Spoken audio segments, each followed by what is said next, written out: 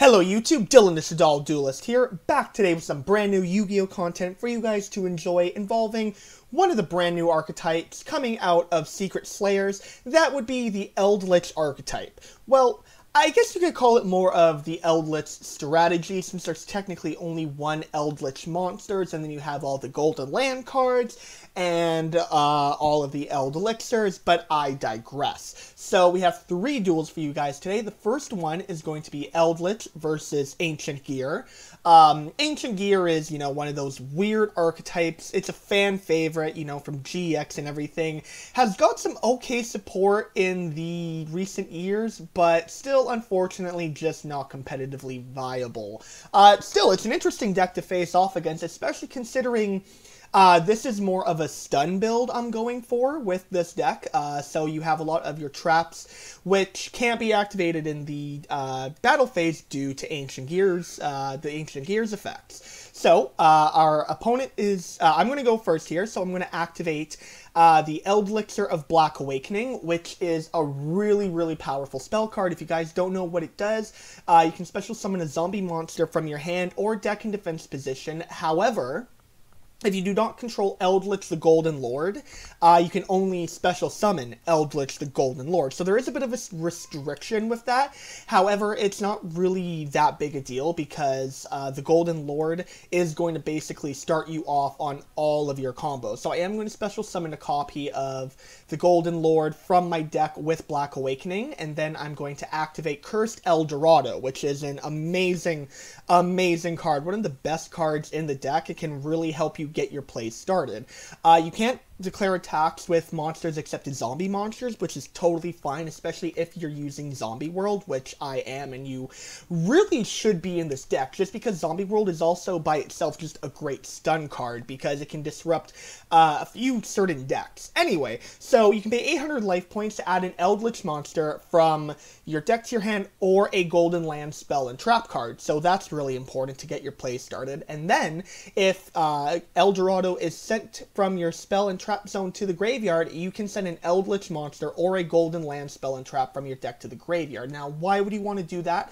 You're going to see that in a bit. So I am going to add Conquistador of the Golden Land, as you guys can probably tell with this being El Dorado and some of the names on this in these cards. It is very Spanish heavy, so I'm going to be so sorry if I butcher any name. So we are going to use the effect of the Eldlich I have in my hand to destroy El Dorado, which will then allow us to send Guardian of the Golden Land to the graveyard. And why we want to do that is because, as you can see, during the end phase, we can banish the Golden Land trap monsters from the graveyard in order to get ourselves an Eldlixir from our deck. So right now we have Conquistador, which is one of the trap monsters. It's probably the best trap monster in the deck, because when you summon it while you have Eldlich the Golden Lord on the field, you can pop a card, which is fantastic. Then we have Eldlixir of Red Splatter, which we just set from Guardian of the Golden Land, and what this does is it special summons a zombie monster from your deck or graveyard, kind of similar to that of Black Awakening. However, the difference between Black Awakening and this one is it's a trap card, so you can activate it on your opponent's turn. The same restriction, though, if you don't control Eldlich, then you need to special summon an Eldlich monster. However, we do have Eldlich on the field, so you'll see where we're going to go with that. And then we also have the Everglorious Golden Land, which is the counter trap for this archetype. So very powerful, very, very powerful field we have here. So he is going to activate the Ancient Gear Fortress, and we are going to chain our Eldlixir of Red Splatter to summon our Doom King Ballardrosh. However, he is going to get the ultimate Ancient Gear Golem out and will destroy Ballardrosh, but we will summon Conquistador of the Golden Land. Unfortunately, Ancient Gear Fortress does protect his Ancient Gear Golem, so we won't be able to destroy it, but that's fine, because we will net ourselves Huaquero of the Golden Land, and also another Conquistador. And as you can see, I'm kind of popping off here. Really, really great thing happens here. So, if you guys don't really know, so unfortunately, Doom King got destroyed, but that is neither here nor there. I did net myself a copy of Zombie World, due to Unizombie, I was able to special summon it, and then as you can see, I was able to make the Vermilion Dragon Mech, due to the fact that it's level 9. Conquistador and Huaquero, who I believe is in the graveyard right now. Yes, they are both level 5 monsters when they're special summoned. So you can see the kind of level manipulation you can do with Unizombie to create some really unique synchro plays that you don't often see, and Vermilion Dragon Mech is one of them, and I'm actually a huge fan of running Vermilion Dragon Mech.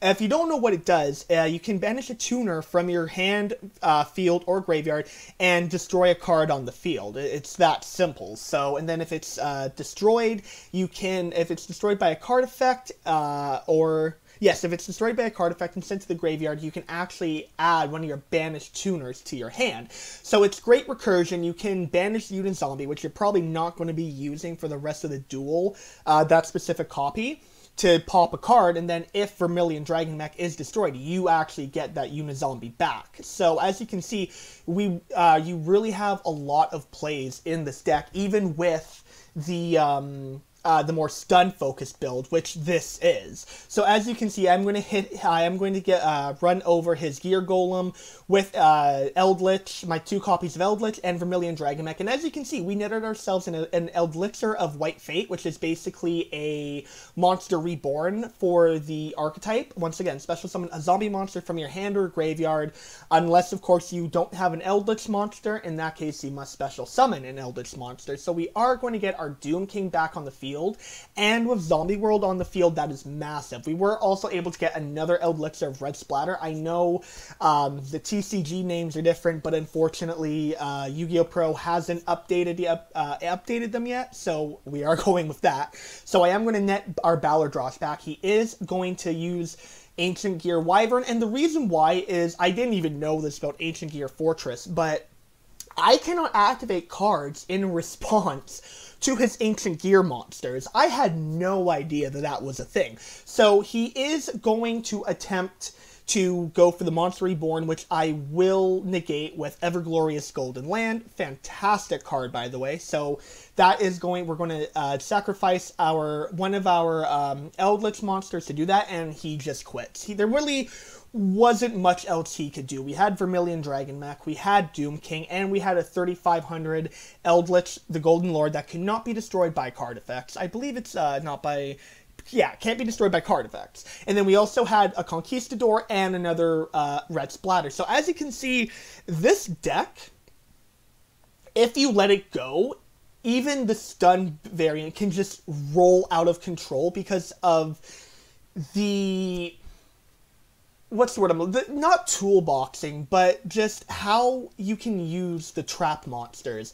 Huaquero acts as a deity crow, but then it, along with the rest of the trap monsters, net you your Eldlixirs when you banish them from the graveyard. So they're just really, really good effects. Next, we have a cheesy duel against Dinosaurs here, and I start off really, really well. I don't want to toot my own horn here, but it was like a really strong first turn. So we go for Unizombie. We are going to pitch our Necroworld Banshee, get Zombie World on the field, and then what we're going to do here is send Doom King to the graveyard with Unizombie and set our Elixir of White Fate, Everglorious Golden Land, and Elixir of Red Splatter. So as you can see, I can bring my Golden Lord from my deck, which will make the Everglorious Golden Land live, and then also I have Elixir of White Fate to bring back Doom King. However, Doom King is going to probably bring himself back from his own his graveyard effect, and I am going to chain Red Splatter to get my Golden Lord. So as you can see, I have a really good field here. I am going to negate his Oviraptor with Doom King, which doesn't leave him in a really good spot. He is going to try to Fossil Dig, which I will negate with Everglorious Golden Land, and that's what he's got. So, as you can see here, I hard draw the Cursed Eldorado. I am going to bring back Unizombie. I'm going to banish Eldlixir of Red Splatter to net myself a Huaquero of the Golden Land, Link Summon into Vampire Sucker, and as you can see, I'm just tearing his field apart. And guys, this hurts so much. I get him down to 100 life points. And the man, even after I get all this, the man... he hard draws evenly matched. Yeah. So spoiler alert, I lose the duel here. Just straight out. The guy just starts comboing off. I can't do anything, unfortunately. In hindsight, I probably should have kept Zombie World on the field, because he would not have been able to have got Ultimate Conductor Tyranno out. However, hindsight is 2020. I do know for next time to leave Zombieland on the field. So I am going to draw another Cursed El Dorado. I am going to get my Conquistador on the field, and I'm going to try and fix my situation a bit. It's not going to work. Unfortunately, I'm in a really, really bad position here, and I totally forgot. I was panicking, so I totally forgot Conquistador only works its secondary effect if I have the Golden Lord on the field. Also, interesting note, I didn't know that if trap monsters are set, they are actually put back into the spell and trap card zone. Interesting thought, didn't know that. He is going to use Abyss Dweller, which is another huge issue. Shuts down all of my graveyard effects, which is no good. So as you can see, we just lose here, guys. It's that simple. I got evenly matched, I made the wrong choice, and I went from dominating the duel, leaving him with 100 life points, to I can't do anything. So, it's crazy how this game can change things. So, our last duel of the day, featuring the Eldlich strategy, is going to be versus an interesting Shark deck. It's a rank 4 toolbox Shark deck, and Sharks, actually, if they're the new support they just recently got, actually have some really solid plays, as you'll see here. He is going to go first, and he is going to summon Cutter Shark, which is going to net him Lantern Shark. He is going to Xyz summon into Bahamut Shark, and I honestly thought, okay, he's going to go for the totally awesome cheese, but no, he actually summons Xyz Remora, nets himself Lantern Shark and Cutter Shark back, goes into another Bahamut Shark, as you can see, he's just overlaying insanity right now. He's gone to Utopic Future, and then gone into Utopic Future Dragon, with number 37 on the field. So, as you guys can see, it is it's a difficult field to overcome because of Future Dragon. In case you guys don't know what it does, I certainly didn't. It can't be destroyed by battle or card effects, and when I try to activate a monster effect, it can negate it by detaching a material, and then take control of said monster. And then you have number 37, which reduces the attack of all my monsters on the field by 1,000 attack points when I declare an attack. So, I'm in a pretty rough spot here with only a Pot of Extravagance and a Unizombie, which could be negated by F0. So I am going to have to, I do hard draw the Golden Lord, which is not bad. I am going to Pot of Extravagance, really important card in the deck. The extra deck is not really mandatory, especially for this build, because as I've said 1,000 times, this is a more stun-oriented build.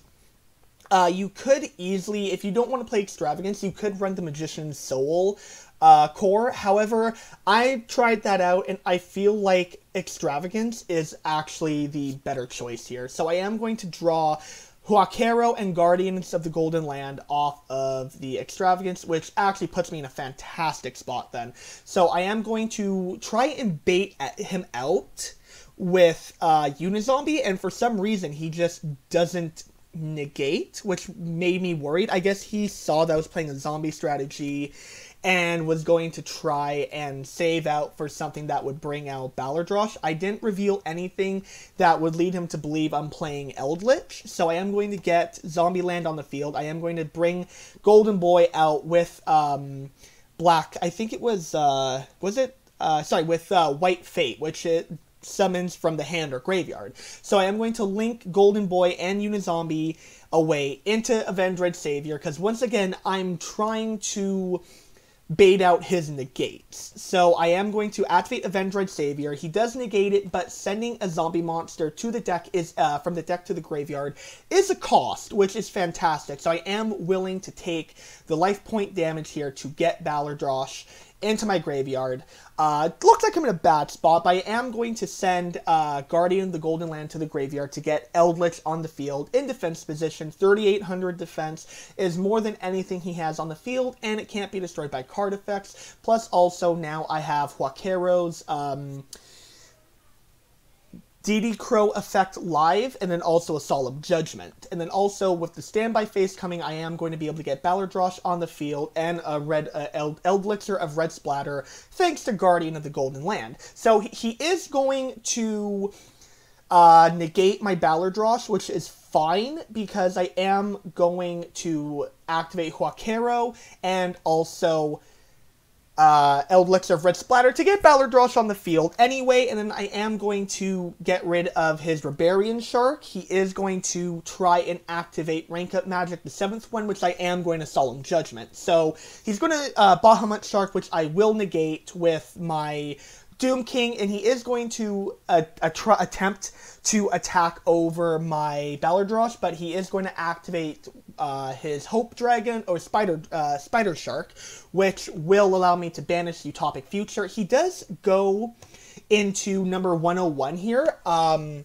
assume it was as an attempt to suck up my Golden Lord, but with 101's effect, it needs to be an attack position monster. So I had no idea he was going to go into Silent Honor Arc, because I haven't seen that card in a long time. So the fact that Eldlich the Golden Lord was in defense position was fantastic. So I am going to activate Ballardrosh and Red Splatter, both in my standby phase, to get myself Conquistador and Ballardrosh back on the field with Unizombie and another Red Splatter in my hand. I am going to get an Everglorious Golden Land thanks to White Fate, and as you can see, I am starting to pick apart his board more and more. And I'm going to send Glow Up Bloom with Unizombie, get another Golden Lord, Vampire Sucker. I'm going to use its effect to draw a card, which happens to be Cursed El Dorado, get another draw, and then I just attack over some of his monsters. And as you can see now, I am defending this board. I was actually caught completely off guard when he activated Avendred. Had no idea what zombie monster he would be running, but of course he was running Ash, and as you can see, he drew the new card that actually searches out Torrential Tribute, which is a really, really interesting card, but unfortunately that would do nothing against Vampire Sucker, Eldlich, 2 Eldliches, and a Doom King with Red Splatter, a Conquistador, an Everglorious Golden Land, and a White Fate all on the field. So as you guys can see, this deck can be incredibly devastating. So with the replays out of the way, let's take a look at my deck itself. So 3 Eldlich the Golden Lords. This is in no matter what build of Eldlich you are running, a mandatory 3 of. This card turns on your card's best effects, and it's super easy to get out with your Eldlixirs because of the fact that they need to summon. They bring him out unless he is out. So super easy to summon, and it turns on the card's best effects. I like running 3 Unizombie here due to the fact that all the trap monsters, Conquistador and Huaqueiro, are both level 5s. Guardian is level 8, so that makes Synchro Summoning a little difficult. But with Unizombie being able to manipulate its own level, you can, as I said before, get some really interesting Synchro levels. I'm only running 1 Necroworld Banshee and 1 Glow Up Bloom because this is a slower... Not a slower variant. You guys could see how quickly this deck can explode, but this is a more stun-based variant. So 1 Necroworld Banshee doesn't really do much in your hand. She doesn't start any of your combos, start any of your plays. So I would rather have her in the deck where Unizombie can just send her. Same really with Glow Up Bloom and Doom King. These 3 do not really do too much in your hand. You would rather have them in your deck where they can be brought out by either Black Awakening or Red Splatter, or of course sent to the graveyard with Unizombie. 3 Cursed Eldorado, another staple 3 of, no matter what kind of build you're running. This card adds you Eldlich, the Golden Lord, to your hand, and then also triggers off of being sent to the graveyard by Eldlich's effect. So as you can see, again, really, really powerful card. Elixir of Black Awakening, another staple 3 of, no matter what kind of variant you're running, because it nets you a zombie monster from your deck with no restrictions as long as you have Eldlich on the field. And even if you do not, getting Eldlich from your deck to the field is important as fast as you can. So 3 of your Black Awakenings, and like all the other Elixir cards, it nets you a Golden Land, spell, and trap from your deck when you banish it from the graveyard. 2 Elixirs of White Fate. This card is good, but it only nets you from your hand or graveyard. Summoning from the hand is not bad, but when you have 2 other cards that can special summon from the deck or graveyard, I feel like only running 2 of this is completely fine. Plus, also, it is heavily searchable. 3 Zombie World, again, like I said before, this is a really good stun card, because had I kept Zombie World on the field with the Dinosaur player, that duel may have gone a lot differently, because he would not have been able to summon Ultimate Conductor Tyrannal, because it turns every monster on the field and in the graveyards into zombie types. Really good card, really should be running in Eldlich no matter what, in my opinion.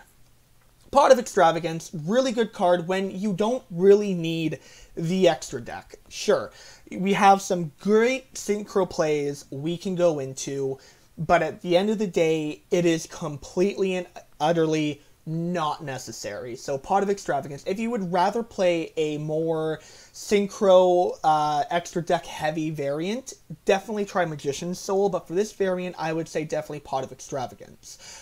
Then we on to our trap cards. We have Elixir of Red Splatter, again special summons from the deck or graveyard, either an Eldlich monster or any zombie monster. Conquistador of the Golden Land, it's a trap monster, level 5 with 500 attack and 1800 defense, and if Golden Lord is on the field, it gets to pop a card on the field. Simple as that. It has to be face up, but that's whatever. It's decent removal. Huaquero of the Golden Land is another level 5 trap monster with 1800 attack and 1500 defense, and acts as a DD Crow, banishing your opponent, an opponent's card from the graveyard. Now, what's really nice about these two is their secondary effects activate the same time they're summoned. It doesn't create another chain, because they're still technically part of their trap effects. And unfortunately, because of that fact, they are considered trap effects, so you can't chain them with Ballardrosh, but I mean, it's okay. So our final trap monster is going to be probably the least useful of the bunch, Guardian of the Golden Land. It's a level 8 with 800 attack and 2500 defense, and you know, its effect is change the attack of one face-up monster on the field to 0. It's not a bad effect by any means, but of the 3 trap monsters, it's definitely the weakest. We're running 3 Everglorious Golden Land. They are, again, it's a counter trap that negates a spell or trap effect or a monster effect. Very useful. I am running 1 Eldorado Adelantado, I believe, is that how you pronounce it? I am so sorry for butchering that. I do believe that typically the stun builds don't even run 1 of these, but I feel like you should at least run 1. If you're running Trap Trick, definitely run multiple. But the reason why this card, I think, should at least be ran in 1 is because it's powerful recursion. You can shuffle 3 of your banished Elixir spells and traps with different names into the deck, and if you do, just destroy all cards on the field, which is amazing. And if you combine that with Golden Lord's effect of being summoned by its own effect, it can't be destroyed by Adelantado.